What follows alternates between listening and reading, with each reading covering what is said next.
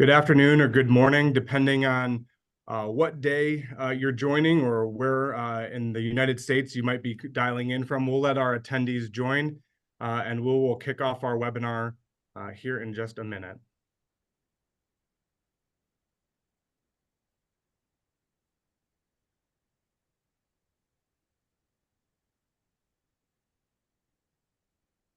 All right, our attendee list is growing and I will go ahead and start. Welcome to our client webinar on residential real estate. I'm Chris Flores, partner and lead planner with Three Corners Capital, joined also today by our panelists. We're a stewardship-based wealth management firm located in Cincinnati, Ohio, serving affluent individuals, families, and business owner clients across the country. I'm really excited for today's call on residential real estate. There's been some news more recently that has come out that we'll be discussing today, but maybe more importantly, as financial advisors, the typical American household has two primary sources of net worth. Their investments, which if you're working, is usually in an employer retirement plan, and then a primary residence. So it's no surprise then that people are naturally drawn to the real estate shows and information on improving value of the home or what it takes to be competitive in a market when you're interested in buying and selling. So today we've brought two experts in the Cincinnati region to talk on this very matter. And some of the content might be local, some of it'll be national, but it'll certainly be relevant no matter what part of the country that you're joining. Before I turn over the presentation, a couple of quick housekeeping items. First, due to industry regulations, we're not permitted to take live questions. So if after the webinar you have questions, please reach out either to us directly at Three Corners Capital or at the end of the presentation, we'll be sharing the contact information for our speakers. Secondly, pending approval, a recording will be made available and available on our website, threecornerscapital.com, here in the coming days. So without further ado, let me introduce Rob Diederichsen, who will start us off by providing a backdrop of financing in today's marketplace. Rob has over 18 years of experience in the mortgage industry and has been with PrimeLending for 13 years. Rob has been a top 10 mortgage lender in Cincinnati and Northern Kentucky for 10 years plus, and recently was awarded the Greater Mortgage Bankers Top Production Award. Rob's experience across 48 states and most all product lines allows him to speak directly into this area. So Rob, take it away. Thank you, Chris. Appreciate that. Let me get my screen share up here so you can see this presentation. You see that okay? Try another time. There we go. All right, perfect. You got that now? Yep. All right. Good morning, everyone, or afternoon. As Chris mentioned, thanks for having me on. Was going to go a little bit deeper into some of these graphs and charts, but I won't expect you to understand everything that's in here, and we'll go to a little easier understand version here as the slides continue. But personal consumption index, PCE, it's basically the metric that the Feds use to track inflation. That number spiked 4%. We have not seen that since going back to last year. And why that's important is it's kind of inflation and interest rates track along the same lines. And we'll kind of talk about that here as these slides continue. Basically, the easy way to describe it is inflation is around 3.2% right now. Typically, 2 points higher than that is where interest rates lie. So 3.2 plus 2 should put interest rates right now around 5.2%.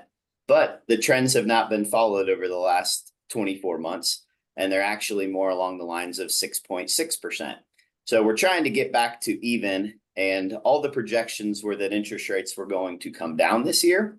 And as of now, it's looking like that's not happening, or maybe going to happen because of a lot of the inflation numbers that we're seeing. The Feds actually have discussed hiking interest rates and or keeping them the same, as opposed to last year saying that they were going to go down. So why does that matter?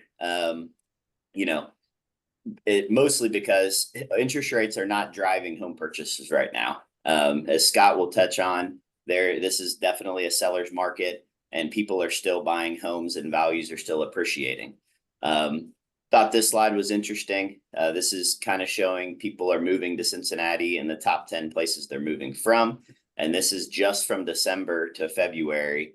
And as you can see, we have a lot of West Coast, naturally Dayton because it's close to our Cincinnati, but you have a lot of West Coast and a little bit of East Coast money coming into the city. And so that's also driving the price of real estate up as well.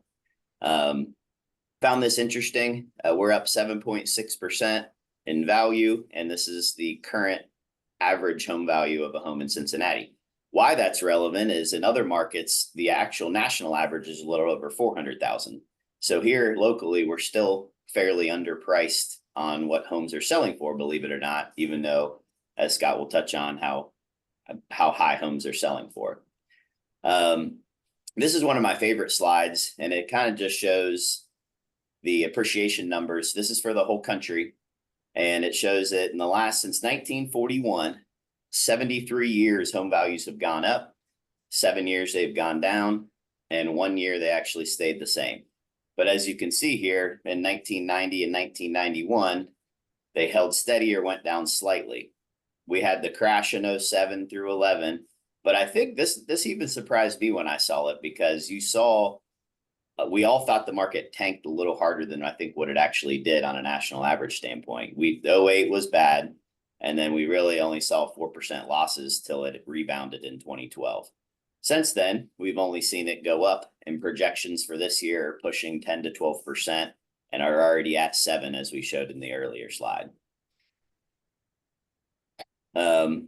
This I found interesting because it shows how interest rates drive the buying market. And when rates go up or down a point, 5 million households enter the market or exit the market. So there's a lot of people sitting on their low interest rates and not wanting to sell and buy. And that number is shown here in this chart as to how many people are, waiting for them to drop to enter the market, and how many more houses will be available when the time comes. There is a tremendous amount of equity in homes, so we're not going to be in a doom and gloom situation like 08. Even if anything did happen in the market, people would then be able to just sell their homes because of how much equity is in a home. So I found this side interesting of how much money is sitting in equity as that's continuing to grow here this year. Last one here is just kind of to show you why buying now versus waiting actually doesn't make sense. And so as you can see here on the first slide, if you were to buy now and the home value is 300,000, you put 20% down, interest rate of 6.9%, you're going to pay about $2,045 a month. If you waited till a year for rates to drop, let's say they do, well, the home prices are now up 10%. So your purchase price is $330 instead of $3. So now you're borrowing $264 instead of $240. Add a little over a point lower interest rate, the payment is only $33 a month different. So those that are out sitting and waiting for home prices to go down or rates to go down, it's actually going to cost you more money in the long run. And then that rolls over to the last slide, which would show if you bought now and then rates were to drop, what that would look like from a refinance standpoint. You go from 6.9 to 5.875. And now all of a sudden your payment went from $2045 to $1869, and you're saving about $175 a month from what you were buying. I could put this together for any price point, any market, just to kind of show you guys some different examples. But I really appreciate you guys having me on the call, and I'm going to turn it over to Mr. Oyler to give you some real life scenarios on the current market and what he's seeing as well with the new real estate rules that are coming into play. Thanks for having me.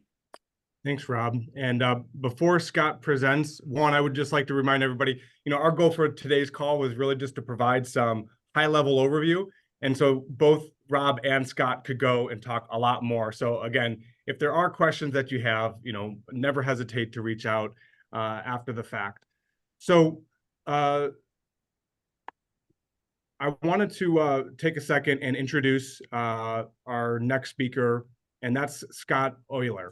So Scott is going to be providing the realtor perspective of buying and selling in the current landscape. Scott is team lead and head of existing sales at Oyler Hines, Cincinnati's #1 real estate group and top 5 in Ohio. Scott has career real estate sales exceeding $1 billion and is in the top 1% of Coldwell Banker Agents internationally. Scott is also a co-author of an Amazon best-selling book entitled The Ultimate Guide to Buying and Selling Homes. So suffice it to say, we wanted to provide expert guidance, and I think Scott can absolutely do that for us today. So go ahead, Scott.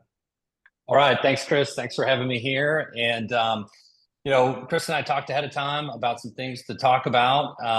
One, giving some examples of what we're seeing in the market. Two, where homeowners can maybe get their best bang for their buck. And then Friday, you guys may have heard there was a little lawsuit settlement case that happened that kind of made waves in the market. So we're going to spend a good amount of time on that today because there's a lot of information around there. So what I want to do is just kind of piggyback a little bit off of what Rob was saying. It is a seller's market. And please keep in mind, real estate is hyper local. It's very local. But most of these trends we're seeing throughout the country. I'm going to speak to some specific examples and different price points in the greater Cincinnati market to just kind of give you an idea of how competitive the market is right now for buyers who are trying to find a home, because inventory is very limited. Like, the unintended consequences of interest rates moving up is that no one wants to get rid of that 3% interest rate that they're currently in. So very few people are listing their homes. The inventory is extremely light.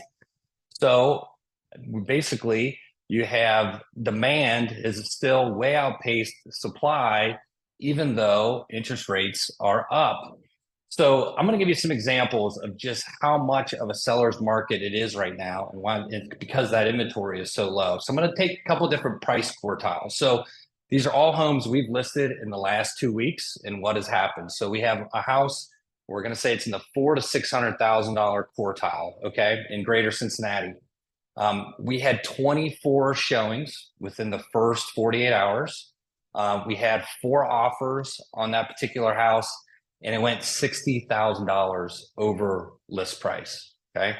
So that's that quartile. We have another one over in Mount Lookout, and this one's kind of that $600,000 to $800,000 price quartile. 17 showings, 5 offers. All 5 of those offers were $20,000 to $45,000 over list price. Then we'll jump up to the $1 million price bracket. And this particular house had 27 showings, had 7 offers. We had more than 2 of those offers were $100,000 more than the list price. This seller actually just purchased this home last year, and it's going to sell close to $150,000 more than what they just purchased the home for last year. It's super highly desirable neighborhood.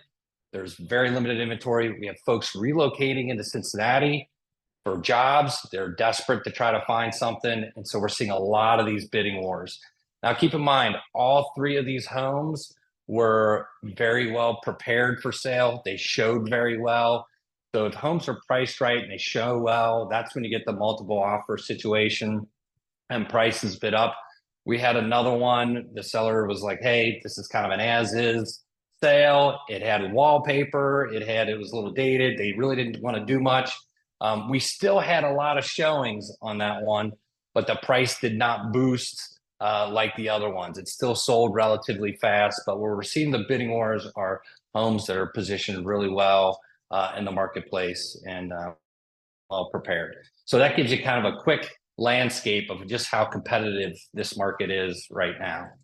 Second, I hit on a couple things where you get your most bang for your buck and improvements. Kitchens and bathrooms are going to be where you're going to get your best return on investment. And paint, believe it or not, especially if you're going to go sell your house, paint is probably the best return on investment that we see out there. There is a great report, and I will send the link over to Chris to share with everyone. There's a cost versus value report that is out there that can show you, hey, what an average renovation for certain projects, a bathroom remodel, a kitchen remodel, a finished basement, and it'll give you projections of what a low end, a mid, and a high end should cost. And also will show you what you can recoup on that. I don't necessarily always agree with what they feel you recoup on some of those.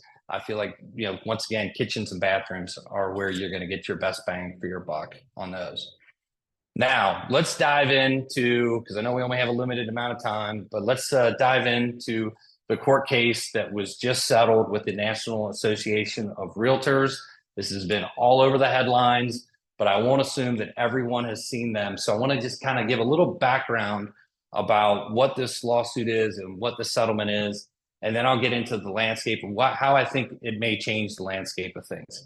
Keep in mind, this settlement was just reached Friday. So there's a lot of information we're still digesting. And I'll be on a town hall with our Coldwell Banker leadership here later today at 4:30. So I'll probably know more, but I'll just kind of highlight, here's the facts and here's what I think may happen.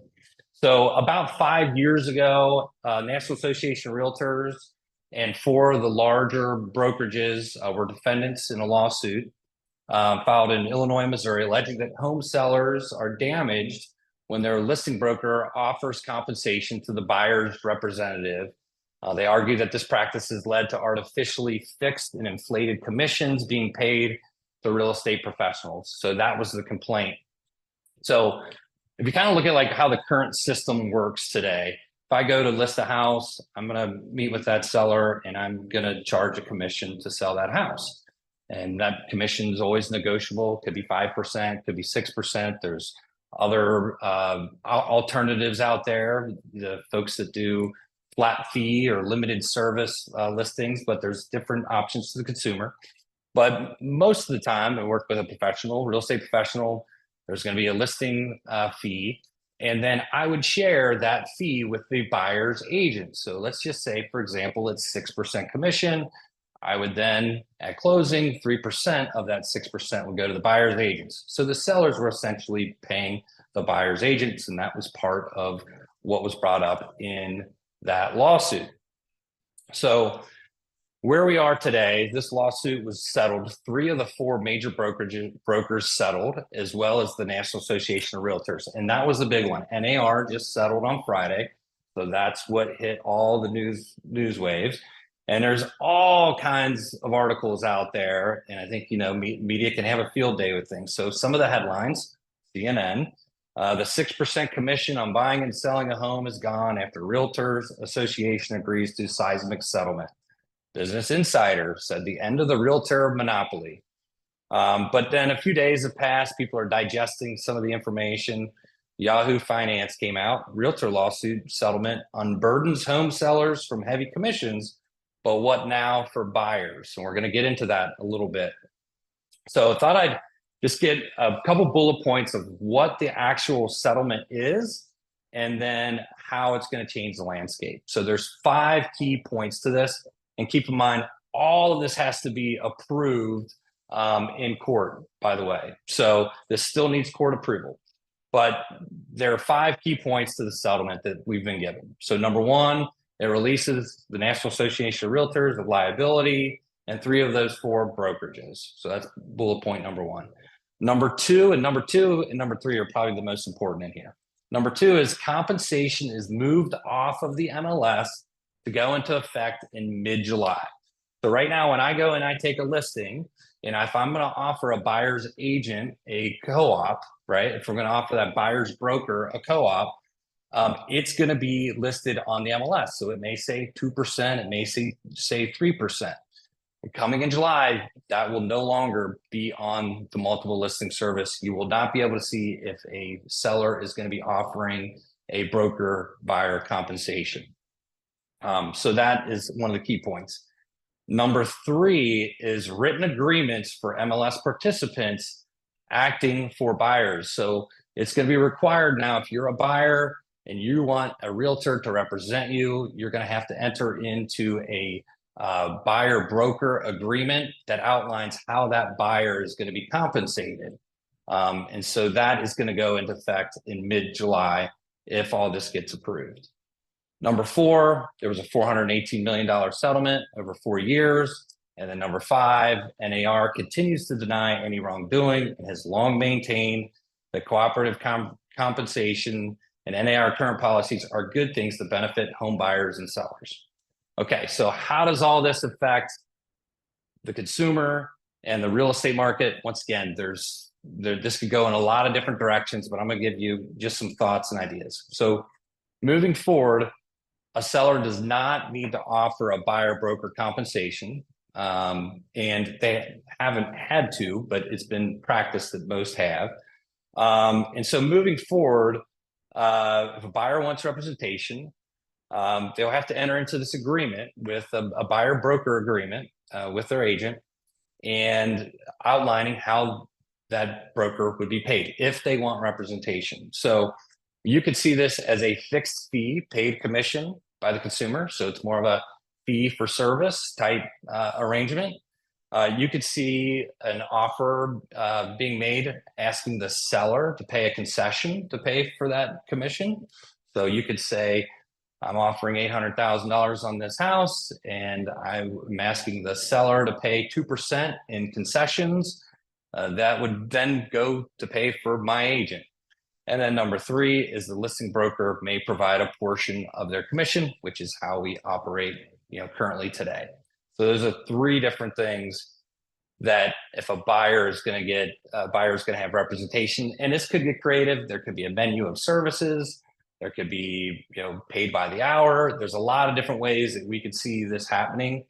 But ultimately, what we may see is more buyers decide to say, hey, I'm going to go unrepresented. I don't have the funds. I'm already strapped for cash to get into this competitive market. I may go and buy this house unrepresented. And I think that's the biggest challenge of this whole court case is probably the people that need it most, who's the first time home buyer who needs representation. They may get into this and not be able to afford representation and go unrepresented. And that's what could happen. And there could be consumers who decide, hey, I'm going to go unrepresented. And that's where it's going to be very important for the realtors to really provide their value. What is my value as a buyer's representative to you as a buyer to make sure that that they're going to be compensated? They've got to provide value. So it's a negotiation now on the buy side with the consumer on how that agent would be get compensated if that buyer wants representation. So now, Rob, you may or may not agree, but the market shifts and everything changes, right? When there's changes to the market. But ultimately, I also think that we're going to start to see a reform in mortgage products eventually that may roll in buyer fee compensation. It's not going to happen overnight, but I would say that there's talk and discussion of that as well. So that's something else that could change in the landscape of things. I've been asked multiple times, and there's some articles that'll say, hey, will this new change bring home prices down? And there's some articles that say, hey, maybe this will cool home prices a little bit. I ultimately don't think it will. If my neighbor sold their house for $800,000 and they paid a co-op, am I going to now sell my house for less just because I don't have to pay a 3% co-op to a buyer's agent? If it's supply and demand, if someone's willing to still pay me 800 or 810, I'm probably going to sell it for 800 or 810. So I don't see in this supply constrained market that it's really going to bring home prices down. But that's my opinion. So once again, there's a lot of different information flowing right now. What we do know is things will transact a little bit differently when we get into July. And it'll probably take the next 12 months or so to digest and see change, but things will look a little different. In the end, I think that there will be a lot of real estate agents who will get out of the business. They're going to have to show their value. If you look at it on average, the average realtor sells about 5 to 10 homes a year.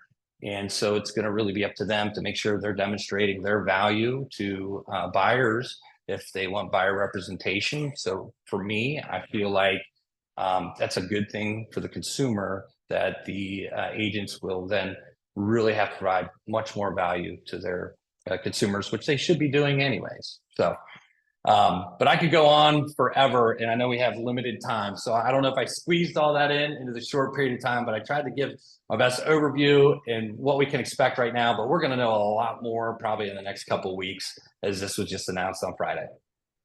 Thanks, Scott. And yeah, you did a great job squeezing in. We've actually maybe got enough time to kind of maybe cherry pick a couple ideas or questions that I kind of popped in my mind. Or one comment / question I would have on the new ruling is it fair to say, I mean, in terms of how you're describing how a buyer could engage an agent, sounds a little bit like if someone was selling their home for sale by owner, and that you could still engage a buyer agent in that process to help with the legal work and kind of the transaction process of it, but you just might have to either pay a fee or, you know, maybe offer, if there's going to be some concession, maybe you offer a little bit more because the net effect that this for sale by owner is looking for, like they're not going to want to, you know, to reduce that. I mean, is that somewhat accurate in terms of thinking about maybe how some of these new rules could be looked at?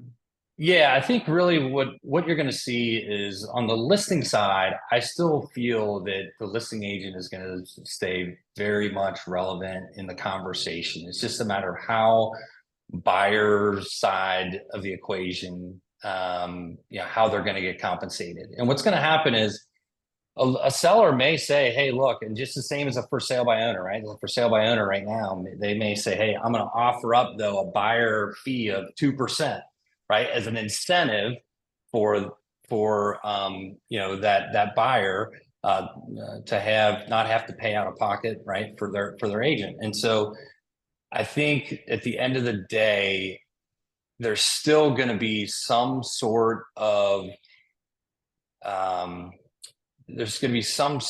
compensation out there as an incentive. The biggest challenge is it will not be published in the MLS.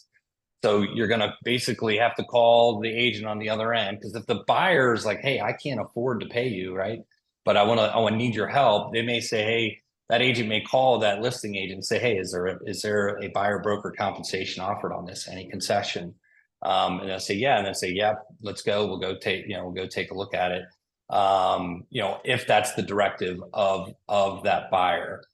So I had a background, I was in commercial real estate for several years selling apartment communities, and commercial really operates in a similar way, right? There is not always a buyer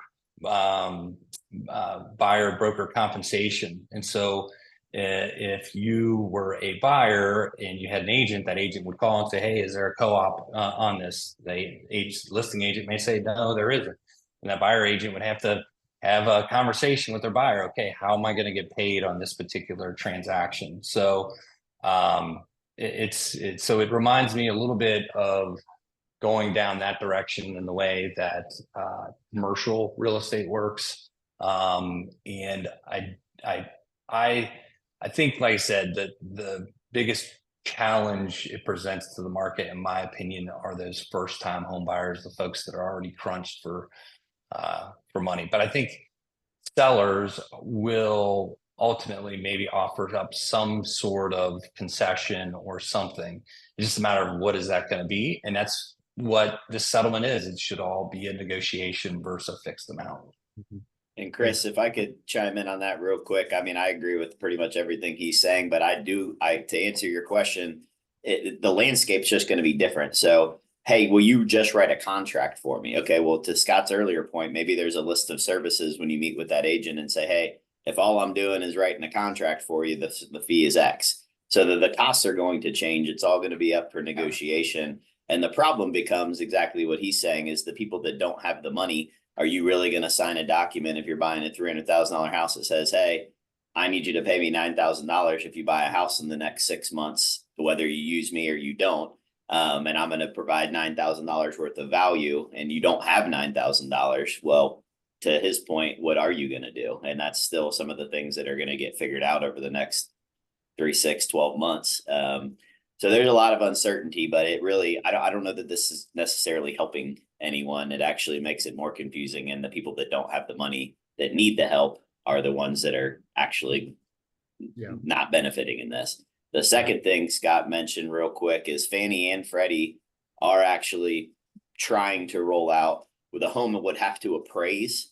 But then if the home were to appraise, they're now that this is taking place, okay, well, maybe you can build in 2% realtor commission or 3% realtor commission into the loan amount. But is that really driving prices down? Probably not. And then now the borrower is paying more money for it. So is it really helping the consumer? And that's kind of my issues with it. But here we are. So, Yeah. it's the new But world. Rob, I would assume that it would almost maybe be like, I know you can do like a PMI buyout. So if you don't put 20% Yeah. down, you can still Yep. structure a loan to basically pay out the. So maybe there's something kind of like Yep. that would go on in that. But I will say we are at time. If for people that want to jump off, they can. I just had one maybe final question, Rob, Scott, maybe maybe start with you, Rob. But just in terms of there's a lot that you hear about, read about around, Gen Z not being able to, they're priced out of the market, they can't afford the market. And I'm just curious, maybe Rob, if there's kind of creative financing, whether maybe it's for, people who are in the military or teachers or other things that are kind of out there. Or Scott, what are you seeing with young people trying to buy a home? Is there anything creative? So maybe Rob, we'll start with you, and then Scott, you can chime Yeah, in. I mean, there's a lot of different programs and products out there. I mean, there's what's called a 3-2 buy down, a 2-1 buy down. A lot of the seller concessions we're using right now is to buy people's interest rates down. So you go make an offer and the house is listed at 8, you offer them 8.15, but they pay 15,000 in closing costs. And then now you take that 15,000, you buy your interest rate down, that pays the closing costs. This would kind of throw a wrench into that as well, because now we're paying the commission with it as opposed to buying their interest rate down. I actually see it as a real problem though, and I'll let Scott expand. I mean, I'm teacher, nurse, so hardworking family making. I one the other day making 94,000 a year, household, student loan, car, credit card. They're qualified for $175,000 house. I mean, I don't know what the answer is to getting affordable housing back, and where that inventory is going to come from. Builders can't build them for that cheap. Home prices are continuing to go up. So I guess my answer to that is that I think it's a real concern, and I don't know the answer to how that's going to be fixed. And then that's something that I think is going to need to be addressed in the near future as it continues to homes that continue to appreciate in value as we're seeing. I agree. And the scary part is Cincinnati is a affordable market. We're 40% affordable than the rest of the country, more affordable than the average, right? So it is certainly a real challenge out there. There's different grants and different things like that that are out there. But they kind of come and go as quick as the money's available, it's gone. And the challenge is it can take that buyer may count on that grant money. And Rob, you can speak to this. They may count on some of that grant money, but they may lose out on 3 different offers. And by the time they get that offer accepted, that grant money may be gone. Because once it's like a pot, and once it's gone, it's gone. Well, I had somebody use 20,000 grant a couple of weeks ago to overpay 20,000 for the house. And so you got government money to then overpay for a house that now you just drove the price of real estate up for the whole community. So don't know that it solves the problem, even though that it's out there, unfortunately. Yeah. Yeah. And what we're seeing more than I have ever seen before is I think there's a lot of boomers who have a lot in their stock portfolios doing very, very well.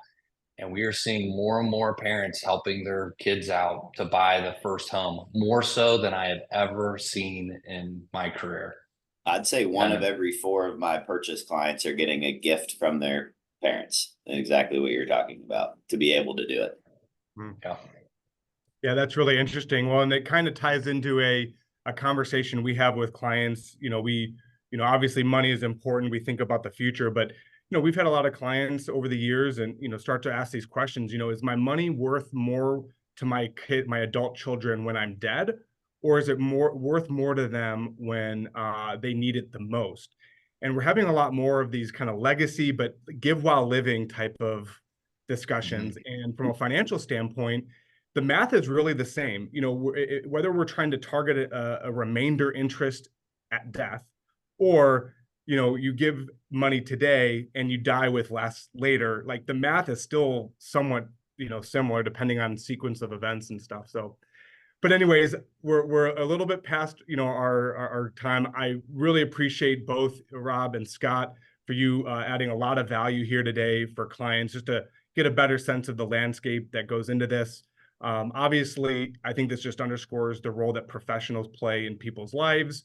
And again, for clients, if you know, or guests of this webinar, if you have questions, you're welcome to reach out to us. The contact available to both Rob and Scott. And as always, thank you for attending today. Be on the lookout for dates for our next quarter's calls in May and June. And we'll appreciate it, and have a great rest of your week, everyone. Thanks. Thanks for having us. Thanks, guys. Thanks. Take care.